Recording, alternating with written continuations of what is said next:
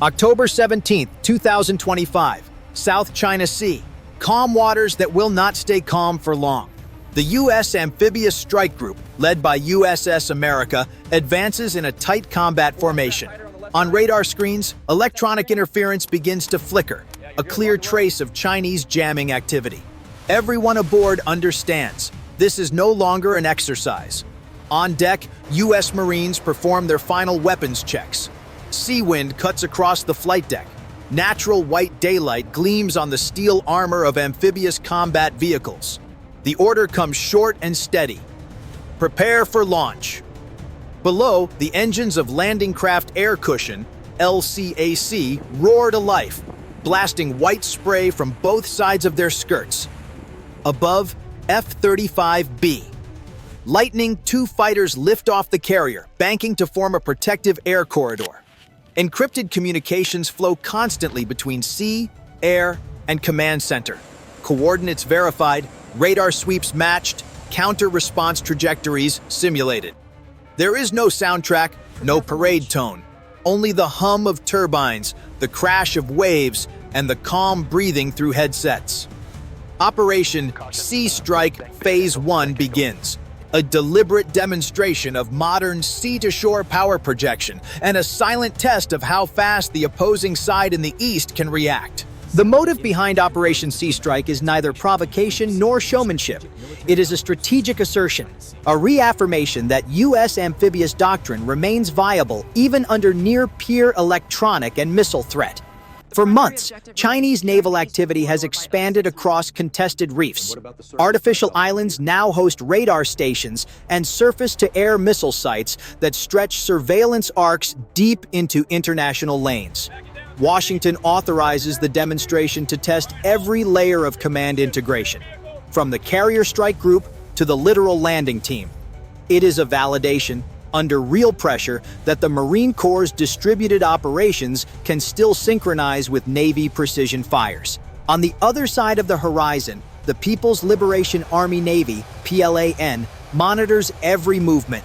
Chinese reconnaissance drones orbit high above the waves, streaming encrypted telemetry to mainland control centers. In southern command posts, analysts track LCAC launch signatures, estimating which sector of the shoreline could be the intended landing zone. Inside U.S. command modules, intelligence officers quietly compare mirrored data feeds, both sides watching, both sides testing. The exercise is framed as training, but every radar pulse, every sensor ping becomes an exchange of unspoken messages. Aboard USS America, calm professionalism replaces tension. The crews know their audience. Allies in the region are watching too, measuring U.S. resolve not in words, but in movement. Amphibious readiness is a signal written across the ocean's surface, steady, disciplined, and unmistakable. Every phase of Operation Sea Strike is governed by precision timing. The planning cell aboard USS America has rehearsed this sequence hundreds of times, each run measured down to the second. Amphibious doctrine depends on rhythm, the seamless transfer of power from sea to land before resistance can harden. In the Combat Information Center, holographic charts display tide levels, beach gradients, and potential missile engagement zones. Analysts cross-check environmental data against satellite weather models. Communications specialists test secure data links to ensure marine landing craft remain connected once beyond line of sight. The landing wave will unfold in 3 echelons. The first, F-35B strike packages will suppress hostile radar nodes on the nearest artificial outpost. The second, LCACs and ACVs will advance along pre-programmed corridors, guided by GPS waypoints shielded from jamming. The third, an inland lift of MV-22. Ospreys will insert reconnaissance platoons to establish the initial perimeter. Below deck, crews in tan flight suits review checklists under stark white light. Hydraulics hiss as loading ramps descend. Fuel lines lock, ammunition belts are secured. Every movement is practiced, every silence intentional. Far to the west, planned surface groups alter course, their signatures shifting on radar screens. The Americans acknowledge but do not react. This is deterrence through discipline, readiness as message. The plan is not to escalate, but to demonstrate that even under full surveillance, coordination remains unbroken. At 10:43 a.m., the first wave of Landing Craft Air Cushion, LCAC, breaks away from USS America. Their turbines roar across the surface, lifting clouds of seawater that glitter under hard sunlight. Above, F-35Bs cross the coastline, their sensors locking onto radar emissions from a nearby Chinese outpost. Each movement follows a silent script: launch, approach, separation, and coverage. Amphibious combat vehicles ride low in the surf, armor plates beaded with salt spray. Radio transmissions remain minimal. The fleet communicates mostly through data bursts, icons shifting on digital overlays, coordinates confirmed by color rather than speech. From across the horizon, Chinese radar stations begin active scanning. The electromagnetic spectrum lights up, frequencies spike, probing the American formation. U.S. electronic warfare teams instantly respond, jamming specific bands while feeding false echoes into the enemy grid. It is a duel of information. Invisible, relentless, precise. The LCACs reach the shallows. Hydraulic ramps lower. ACVS surge forward, engines growling as tracks bite into wet sand. Marines fan out in tactical formation, establishing a temporary beachhead. The moment is measured, not chaotic. No celebratory tone, no triumph. Only discipline, posture, and proof.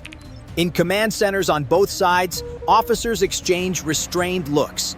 Cameras record, analysts annotate. This is confrontation without explosion, power without words. The sea has carried the message. The land now receives it. The critical moment arrives not with an explosion, but with a silence, a pause in which both sides decide how far they are willing to go. At 11:07 a.m., a Chinese Type 052D destroyer switches to combat radar mode. Its phased array panels rotate toward the U.S. formation, locking on to the leading LCAC convoy. Within seconds, the radar warning receivers aboard USS America trigger alerts. The U.S. response is immediate yet measured. EA-18G Growlers lift from the carrier deck, flooding the contested airspace with focused electronic countermeasures. Signals bounce and scatter. Tracking locks flicker and fail. In orbit, a reconnaissance satellite beams real-time imaging to both fleets. Each side now fully aware that escalation would mean exposure. Marines onshore halt their advance, holding the established perimeter. They kneel behind armored vehicles, scanning the horizon. Offshore, the sea glitters in deceptive calm, white light washing over hulls painted gray for invisibility. Then comes the command: maintain posture. No further advance. Every system freezes in equilibrium. Ships holding distance, aircraft circling at altitude, sensors still active but disciplined. This is the decisive moment of modern deterrence, not destruction, but control. The ability to reach the point of engagement, demonstrate readiness, and stop precisely there, without losing nerve or coordination. For both fleets, the outcome is not measured in territory gained, but in how well restraint holds under pressure. By noon, the operation's tempo slows to analysis.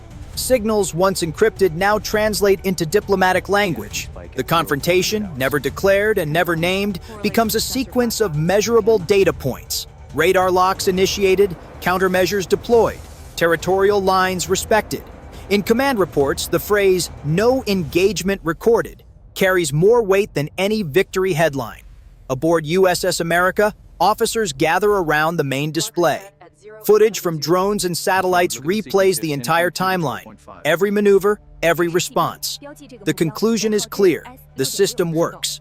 The U.S. Amphibious team achieved contested entry, demonstrated full-spectrum coordination, and withdrew on command, all without escalation. Across the strait, Chinese analysts draw their own conclusions. They log the timing of every American move, the efficiency of jamming cycles, the precision of landing intervals. Within hours, mainland media releases a brief statement emphasizing defensive readiness and regional stability. The narrative becomes a mirror, two sides reflecting the same event through different tones of certainty. International observers note the absence of combat, yet recognize the intensity behind restraint. The sea is again quiet, but the message echoes beyond the horizon. Capability revealed, deterrence maintained. On the bridge, sunlight breaks through scattered clouds. A Marine captain watches the coastline recede and remarks, half to himself, "Readiness isn't about winning. It's about being ready when words fail." No applause follows, only acknowledgement, and a return to steady motion. By evening, USS America and her escorts turn east, leaving behind a silent sea and a measured result. No shells fired, no aircraft lost, yet the demonstration resonates farther than any missile could travel. In modern deterrence, clarity itself is a weapon. The ability to act with precision, to reach the threshold of conflict and hold position there, defines credibility more than destruction ever could. For the U.S. Navy Marine Corps team, Sea Strike confirms decades of doctrine refined through repetition, integration, discipline, and control under uncertainty. Every landing craft, every aircraft, every encrypted transmission is a thread in the same operational fabric. Readiness, in this form, is less about dominance than reliability. An assurance to allies, a warning to rivals, and a reminder to both that balance is maintained not by rhetoric, but by conduct. Across the region, nations read the event differently. Some see reassurance, others caution. In Beijing, officials note stability preserved. In Washington, briefers speak of capability proven. Between those statements lies the real achievement. Neither side misread the signal. At sunset, the decks glow white under the low horizon light. A Marine officer closes the mission log and looks out to sea, calm, neutral, unchanging. War, he reflects, is not always measured in battles. Sometimes it is the discipline not to fight that defines strength. And with that, the fleet sails home.